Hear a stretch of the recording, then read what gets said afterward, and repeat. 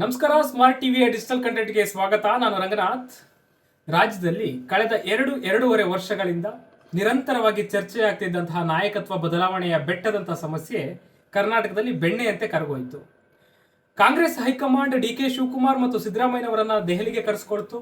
1-to-1 meeting ಮಾಡ್ತು. ಸಿದ್ದರಾಮಯ್ಯನವರಿಗೆ ಒಪ್ಪಂದದ ಪ್ರಕಾರ ನೀವು ಡಿ.ಕೆ. ಶಿವಕುಮಾರ್ ಅವರಿಗೆ ಅಧಿಕಾರವನ್ನ ಬಿಟ್ಕೊಟ್ಟು ರಾಷ್ಟ್ರ ರಾಜಕಾರಣಕ್ಕೆ ಬನ್ನಿ, ರಾಜ್ಯಸಭೆಯ ಆಫರ್ ಕೂಡ ಕೊಡ್ತು. ಆದರೆ ಸಿದ್ದರಾಮಯ್ಯನವರು ರಾಜ್ಯಸಭೆಯ ಆಫರ್ ಅನ್ನ ವಿನಮ್ರವಾಗಿ ತಿರಸ್ಕರಿಸಿ ಕರ್ನಾಟಕಕ್ಕೆ ವಾಪಸ್ ದೆಹಲಿಯಿಂದ ಬಂದು ರಾಜೀನಾಮೆಯನ್ನು ಕೊಟ್ಟರು. ಅದಾದ ನಂತರ ಪ್ರೊಸೀಜರ್ ಪ್ರಕಾರ ಡಿ.ಕೆ. ಶಿವಕುಮಾರ್ ಅವರು ಮುಖ್ಯಮಂತ್ರಿಯಾಗಿ ಪ್ರಮಾಣ ವಚನವನ್ನ ತಗೊಂಡ್ರು.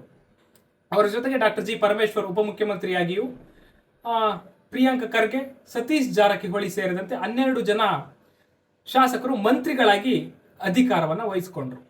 ಅವತ್ತಿನಿಂದ ಇವತ್ತಿನವರೆಗೂ ಕೂಡ ಚರ್ಚೆ ಆಗ್ತಿರುವಂತಹ ಒಂದು ವಿಷಯ ಏನು ಅಂತಂದ್ರೆ, ಇಡೀ ರಾಜ್ಯವೇ ಕಾದು ನೋಡ್ತಾ ಇರುವಂತಹ ಒಂದು ವಿಷಯ ಏನು ಅಂತಂದ್ರೆ, ಸಚಿವ ಸಂಪುಟ ವಿಸ್ತರಣೆ, ಕ್ಯಾಬಿನೆಟ್ ಎಕ್ಸ್ಪ್ಯಾನ್ಷನ್.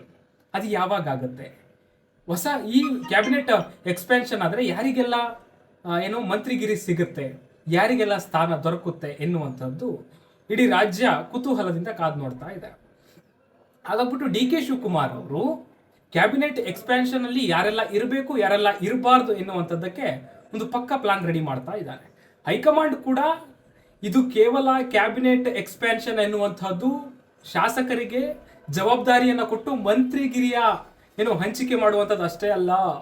ಮುಂದಿನ 1.5 ವರ್ಷ ಅಥವಾ 2 ವರ್ಷದ ಬಳಿಕ 2028ರ ವಿಧಾನಸಭಾ ಚುನಾವಣೆ ಬರುತ್ತೆ.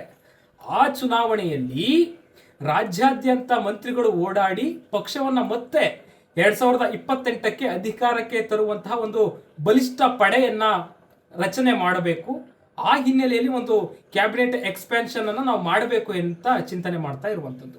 ಇದಕ್ಕೆ ಡಿ.ಕೆ. ಶಿವಕುಮಾರ್ ಅವರು ಕೂಡ ಬಹಳ ಲೆಕ್ಕಾಚಾರ ಆಗ್ತಾ ಕೂತಿದ್ದಾರೆ. ಇನ್ನೇನು ಕೆಲವೇ ದಿನಗಳಲ್ಲಿ ಕ್ಯಾಬಿನೆಟ್ ಎಕ್ಸ್ಪ್ಯಾನ್ಷನ್ ಆಗುವಂತಹ ಸಾಧ್ಯತೆ ಇದೆ. ಸದ್ಯದ ಪರಿಸ್ಥಿತಿ ಪ್ರಕಾರ ಯಾರೆಲ್ಲ ಪ್ರಬಲ ಆಕಾಂಕ್ಷಿಗಳಿದ್ದಾರೆ, ಯಾರೆಲ್ಲ ಹಿರಿಯ ಶಾಸಕರಿದ್ದಾರೆ, ಒಂದು ವೇಳೆ ಅವರಿಗೇನಾದ್ರೂ ಮಂತ್ರಿ ಸ್ಥಾನ ಸಿಗದೆ ಹೋದ್ರೆ, ಅವರೇನಾದ್ರೂ ಮಂತ್ರಿಗಿರಿಯಿಂದ ವಂಚಿತರಾದ್ರೆ 2028ರ ವಿಧಾನಸಭಾ ಚುನಾವಣೆ ಬರುತ್ತೆ. ಆಗ ಪಕ್ಷವನ್ನ ತೊರೆದು ಇನ್ನೊಂದು ಪಕ್ಷಕ್ಕೆ ಜಂಪ್ ಆಗುವಂತಹ ಲಕ್ಷಣಗಳು ಕೂಡ ಇದಾವೆ. ಯಾಕಂತಂದ್ರೆ ರಾಜಕೀಯ ನಾಯಕರ ಇತ್ತೀಚಿನ ಹೇಳಿಕೆಗಳನ್ನ ಗಮನಿಸ್ತಾ ಹೋದಾಗ ಹಾಗನಿಸ್ತಾ ಇದೆ. ಹಾಗಾಗ್ಬಿಟ್ಟು ಇನ್ನು ಸದ್ಯದ ಪರಿಸ್ಥಿತಿ ಏನಿದೆ, ಕ್ಯಾಬಿನೆಟ್ ಎಕ್ಸ್ಪ್ಯಾನ್ಷನ್ ನ ಪರಿಸ್ಥಿತಿ, ಬೆಂಗಳೂರಿನ ಜಮೀರ್ ಅಹಮದ್ ಖಾನ್ ಅವರಿಗೆ ಸಚಿವ ಸ್ಥಾನವನ್ನು ಕೊಟ್ಟಿಲ್ಲ. ಅದು ಒಂದು ಅಲ್ಪಸಂಖ್ಯಾತರ ಅಸಮಾಧಾನಕ್ಕೆ ಕಾರಣವಾಗಿದೆ. ಯುಟಿ ಖಾದರ್ ಅವರಿಗೆ ಕೊಟ್ಟು ಮ್ಯಾನೇಜ್ ಮಾಡುವಂತ ಕೆಲಸವನ್ನ ಮಾಡಿರುವಂತದ್ದು. ಈ ಬಾರಿ ಜಮೀರ್ ಅಹಮದ್ ಖಾನ್ ಅವರ ಬದಲಿಗೆ ದಕ್ಷಿಣ ಭಾಗದಲ್ಲಿ ಮೈಸೂರಿನ ತನ್ವೀರ್ ಸೇಠ್ ಅವರಿಗೆ ಒಂದು ಅವಕಾಶವನ್ನ ಮಾಡಿಕೊಡಬೇಕು ಎನ್ನುವಂತ ಚಿಂತನೆ ಕೂಡ ನಡೆದಿದೆ. ಇನ್ನು ಭ್ರಷ್ಟಾಚಾರದ ಆರೋಪದ ಹಿನ್ನೆಲೆ ಸಚಿವ ಸ್ಥಾನಕ್ಕೆ ರಾಜೀನಾಮೆಯನ್ನ ಕೊಟ್ಟು ಕೆಳಗಿಳಿದಿದ್ದಂತಹ ನಾಗೇಂದ್ರ ಅವರ ಸ್ಥಾನ ಅವತ್ತಿನಿಂದ ಹಾಗೆ ಖಾಲಿ ಉಳ್ಕೊಂಡಿದೆ.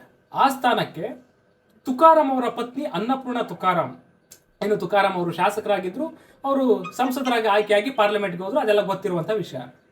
ಆ ಜಾಗದಲ್ಲಿ ಶಾಸಕರಾಗಿ ಗೆದ್ದಿದಾರಲ್ವಾ ತುಕಾರಾಂ ಅವರ ಪತ್ನಿ ಅನ್ನಪೂರ್ಣ ತುಕಾರಾಂ, ಅವರಿಗೆ ಬಳ್ಳಾರಿಯ ಅದೇ ಜಿಲ್ಲೆಯ ಶಾಸಕರಿಗೆ ಮಂತ್ರಿ ಸ್ಥಾನ ಕೊಡೋದಾದ್ರೆ ಅವರಿಗೆ ಕೊಡಬೇಕು ಎನ್ನುವಂತ ಒಂದು ಲೆಕ್ಕಾಚಾರ.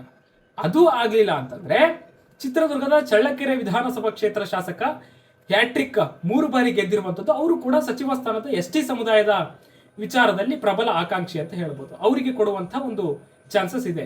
ಇದೆಲ್ಲ ಲೆಕ್ಕಾಚಾರಗಳು ಯಾಕೆ ಅಂತಂದ್ರೆ, ಒಂದು ವೇಳೆ ಜಾತಿಯ ಆಧಾರದ ಮೇಲೆ, ಧರ್ಮದ ಆಧಾರದ ಮೇಲೆ, ಪ್ರಾದೇಶಿಕ ಆಧಾರದ ಮೇಲೆ ಅಥವಾ ಜಿಲ್ಲೆಯ ಆಧಾರದ ಮೇಲೆ ಮಂತ್ರಿ ಸ್ಥಾನ ಹಂಚಿಕೆ ಆದ್ರೆ ಮಂತ್ರಿಗಳು ಉಳಿದ 1.5 ವರ್ಷ ಅಧಿಕಾರವನ್ನು ಅನುಭವಿಸಿ ಕೈ ಚೆಲ್ಲಿ ಕೂತು ಬಿಡ್ತಾರೆ. ಹಾಗಾಗ್ಬಿಟ್ಟು ಇವೆಲ್ಲಾ ಲೆಕ್ಕಾಚಾರವನ್ನ ಹಾಕಿ ಹೈಕಮಾಂಡ್ ಮುಂದಿನ ಚುನಾವಣೆಗೆ ಪೂರ್ವ ಸಿದ್ಧತೆಯ ಮೊದಲ ಹಂತವಾಗಿ ಈ ಕ್ಯಾಬಿನೆಟ್ ಅನ್ನ ಎಕ್ಸ್ಪ್ಯಾನ್ಷನ್ ಮಾಡಲಿಕ್ಕೆ ಚಿಂತನೆ ನಡೆಸ್ತಾ ಇದೆ ಎನ್ನುವಂತಹ ಮಾಹಿತಿ ಬರ್ತಾ ಇದೆ. ಇದರೊಂದಿಗೆ ಇವತ್ತಿನ ಅಪ್ಡೇಟ್ ಮುಗಿಸ್ತಾ ಇದ್ದೀನಿ. ಮತ್ತಷ್ಟು ಅಪ್ಡೇಟ್ಸ್ಗಳಿಗೆ ನೋಡ್ತಾ ಇರಿ ಸ್ಮಾರ್ಟ್ ಟಿವಿ.